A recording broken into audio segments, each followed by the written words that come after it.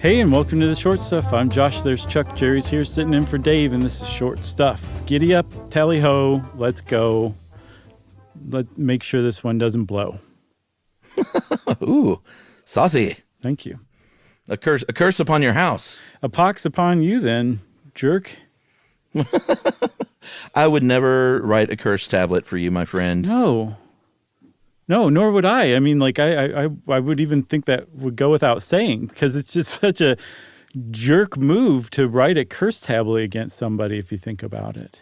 Yeah, I never had heard of these before. Me either. These are kind of what it sounds like. It's a tablet. Mm-hmm. This is generally ancient Rome or Greece, right, with a curse inscribed upon it.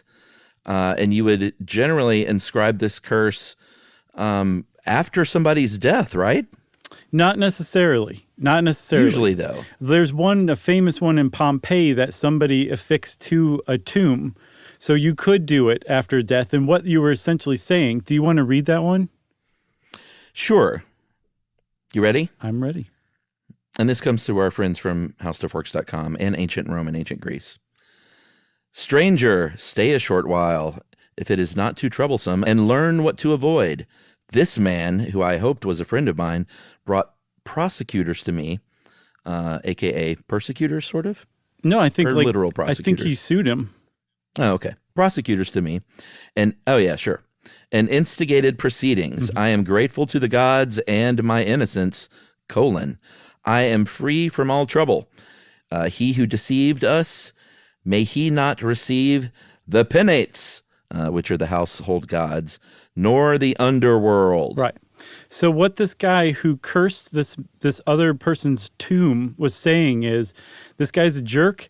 I hope that his soul basically doesn't even make it to the afterlife. That essentially he's just doomed to wander aimlessly for eternity because he sued me once. That's right. And this is a great example of a sort of a standard issue curse tablet, also known at times as a here we go, defixion. Wow, nice. I was going to say the E on the end and pinch my forefinger and thumb together. Defixione. Yeah, I think that's it. You might be right. But this was a common practice at various times through the ancient times.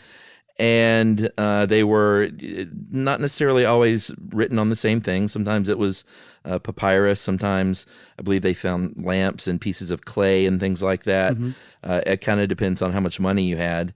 But there was a lot of lead because of the silver mining operations, especially near Athens.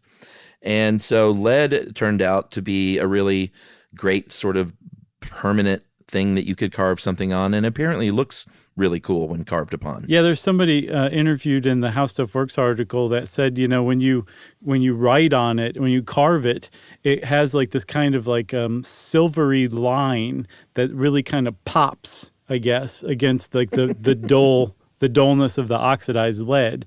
And then also it's just easy to write in lead. You can carve in it pretty easily. You don't have to be like a silversmith of any sort to do that. You can just be an average schmo with something sharp. That's right.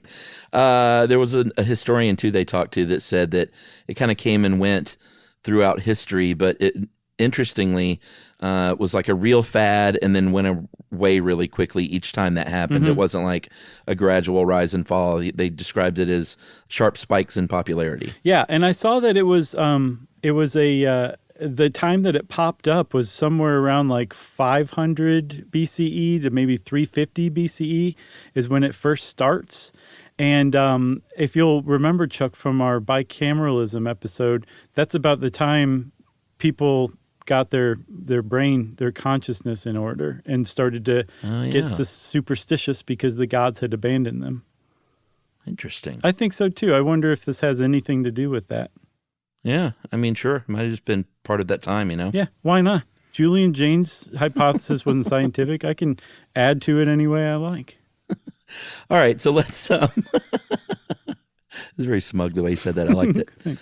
That always reminds me anytime I hear the word smug when Tom Cruise talked to Matt Lauer about being smug. Oh, yeah? No, I never saw that one. Oh, it's one of the great clips. Of course, Matt Lauer ended up being a creep. Yeah. But, so I'm not defending him, but I think he was talking about Scientology, and he just kept Oh, no, he was talking about glib. Sorry. Matt, you're being glib. Yeah, that's right. I have seen that. Yeah. Good clip. All right, let's take a break and ponder Tom Cruise-ness, and we'll be back to talk about curse tablets right after this. SYSK. You should know. SYSK. You should know. Brian? Josh Clark.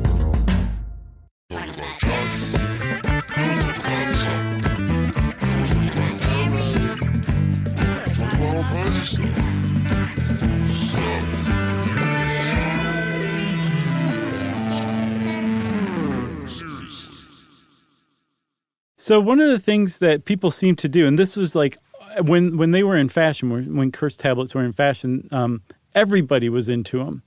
But sure. It seems like one of the things that you would do is like curse your rivals.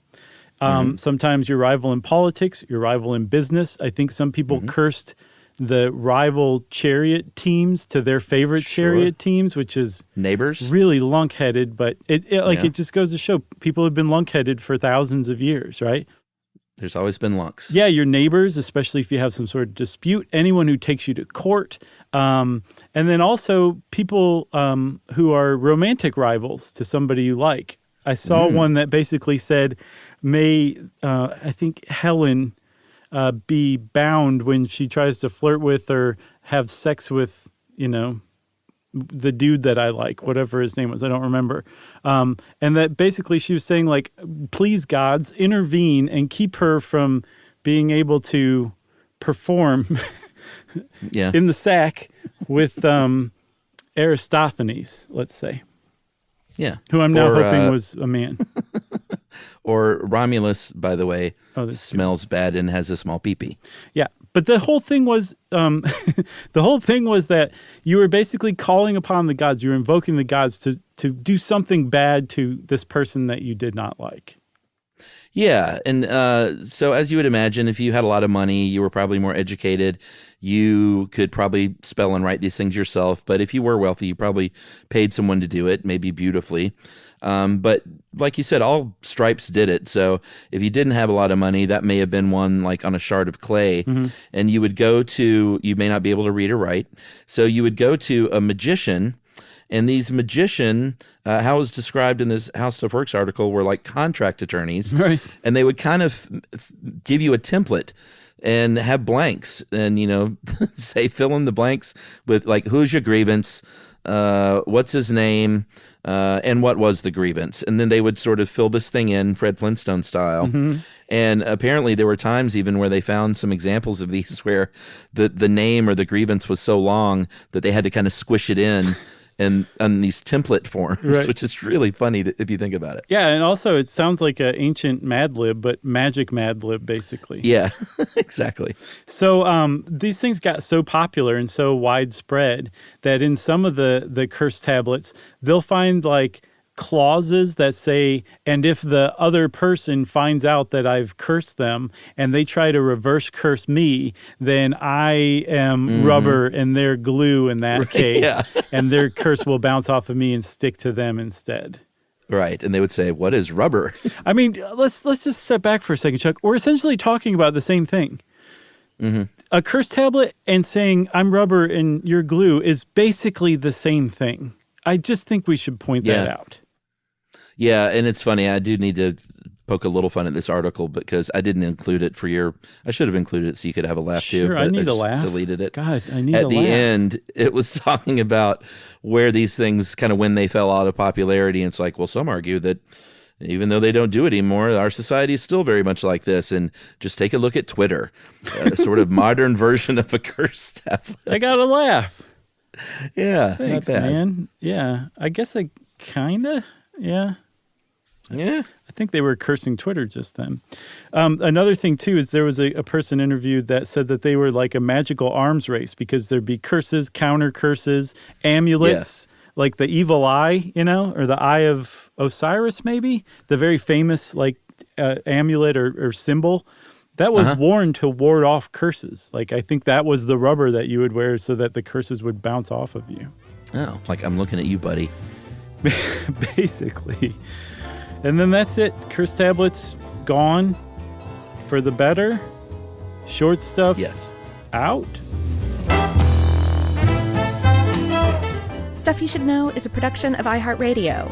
For more podcasts from iHeartRadio, visit the iHeartRadio app, Apple Podcasts, or wherever you listen to your favorite shows.